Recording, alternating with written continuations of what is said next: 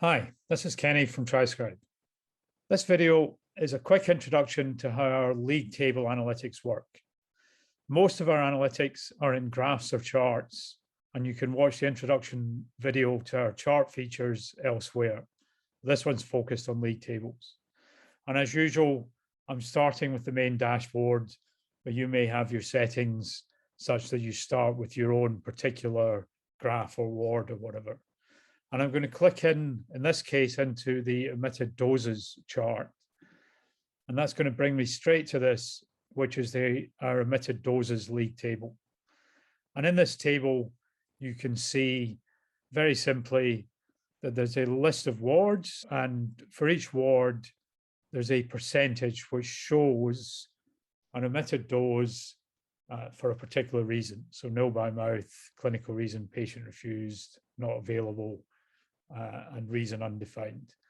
And these are not all of the potential omitted dose reasons, which you'll see in a second, but there's some of them. And for each ward, this gives you a view of the percentage of doses which were omitted for that given reason. So there were none for not available in this particular ward, 2.5 patient refused, 5, etc.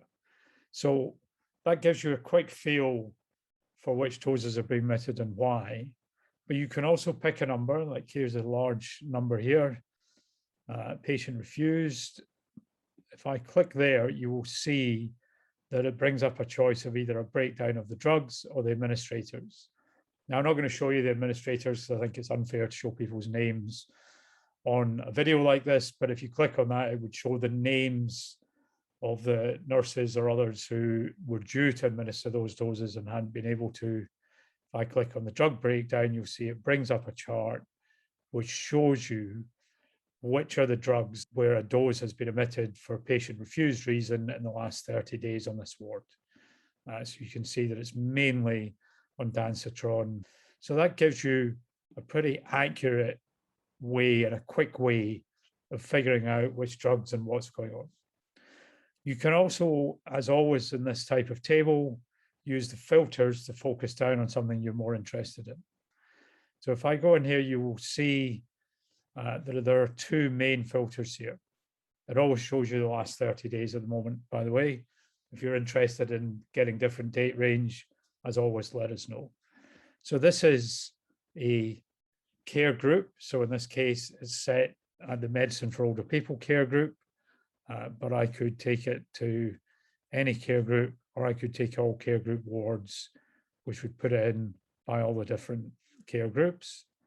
And then similarly, as I talked about before, it gives me omitted reasons. So I could choose to add or remove different omitted reasons from that table if I'm interested in them. So for now, all I've done is changed the care group wards. You can see also, by the way, there's a custom list option there as well. So I could go and just enter G3, G6, etc., and build my own list. I'm not going to do that. I'm just going to show you quickly what happens if I change to all care groups. And then it loads up. Now you can see there's a lot of different wards. So it covers every single ward when I do it on that basis. So that's really it. It's a quick and easy way to get a very specific, get at numbers, as it were, so that we can give you exactly what you need to know about what's going on with omitted doses. There are similar league tables either built or coming in a number of other areas. So hopefully you find this helpful. And as always, we'd love to hear your feedback or any comments or thoughts you have. Thanks for listening.